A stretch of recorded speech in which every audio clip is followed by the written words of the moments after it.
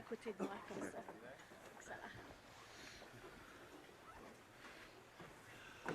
What a pleasure to be here in Nain today.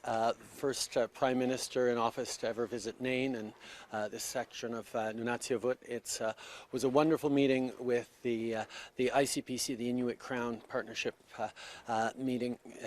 That really dug into the work we've been doing over the past 5 years on reconciliation, on the Inuit-Crown Partnership, and it is a great sign to be able to continue to work here on the land, meeting people and building a stronger future together.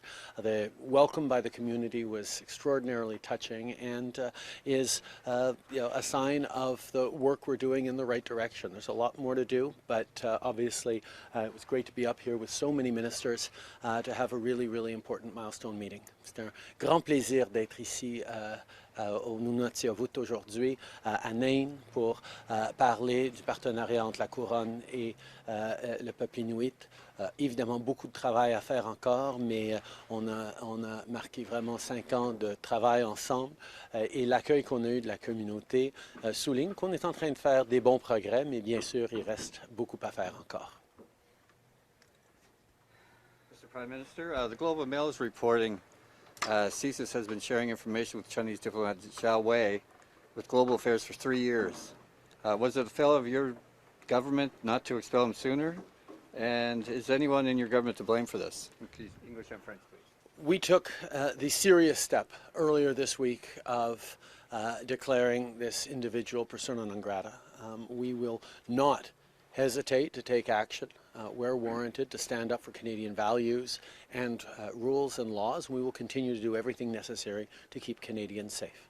On a pris de l'action claire plus tôt cette semaine en expulsant un diplomate chinois parce que nous allons toujours être là pour protéger les Canadiens, pour défendre nos valeurs et nos principes et on ne sera pas intimidé par personne. One follow-up. Has anyone been held responsible for not raising the targeting of Michael Chong and his family? And if not, then why?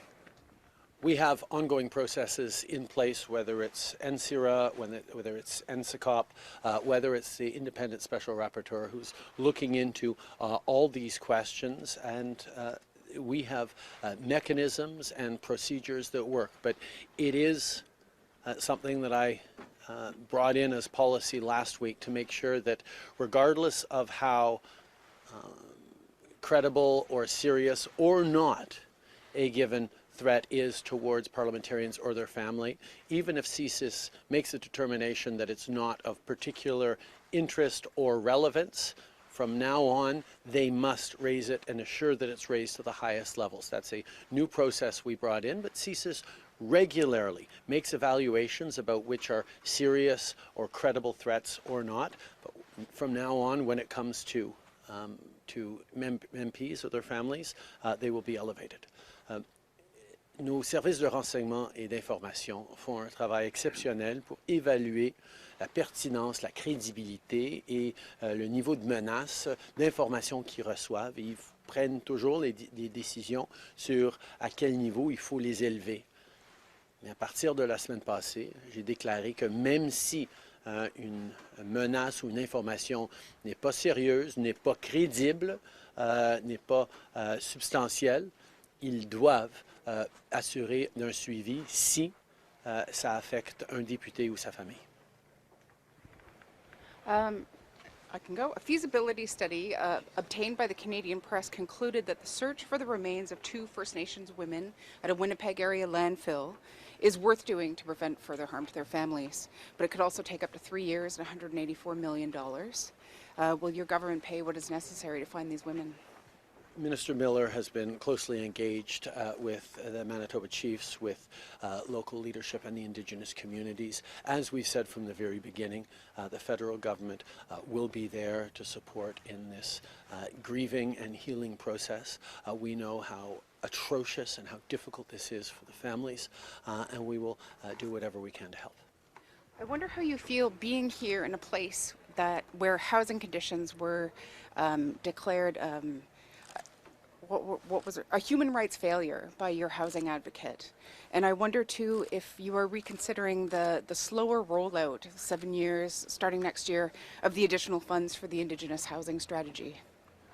On the Indigenous housing strategy, we have worked very, very closely with communities like here in Nain, but leadership right across Inuit-Nunangat to work with them to meet the need in responsible, realistic ways. We know the needs are significant, but we also know there are opportunities to create jobs, to create sustainable approaches to housing that are going to make a huge difference. So we're there with emergency support, but we're there also for the long term.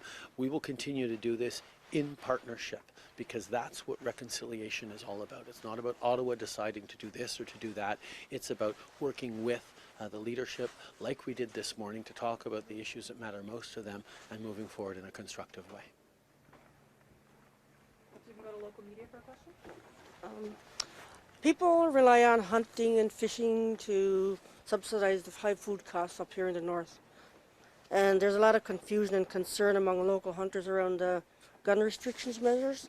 And people are wondering, how will it affect local hunters and Inuit? As a government, we will always respect Section 35 rights, and that includes the right of Inuit people to hunt and fish and to live off the land. Nothing in our gun legislation will limit or abrogate those rights. To make sure of that, we're taking extra time to engage directly with Indigenous communities.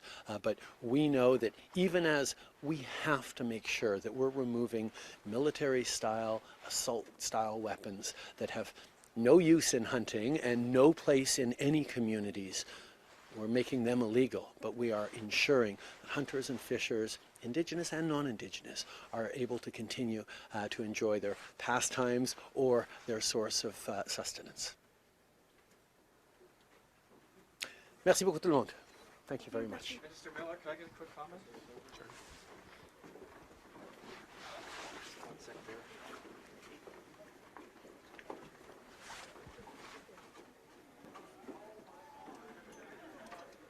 Should you proceed with the search of the Winnipeg landfill base on the findings of the feasibility study? Yeah, thanks for the question. I got the study last Friday and have been looking over it with my team, and what the feasibility study confirms is that that search is doable.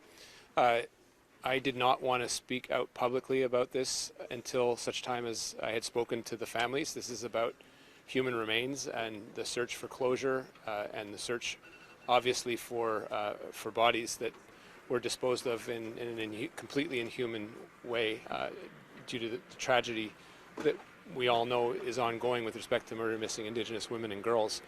Now that I've had a chance to speak to some of the representatives of the family and to confirm that this is indeed what they would like to do, our teams will be working with the government of Manitoba and the city of Winnipeg to plan the next steps. As you said in your question, this could take many years.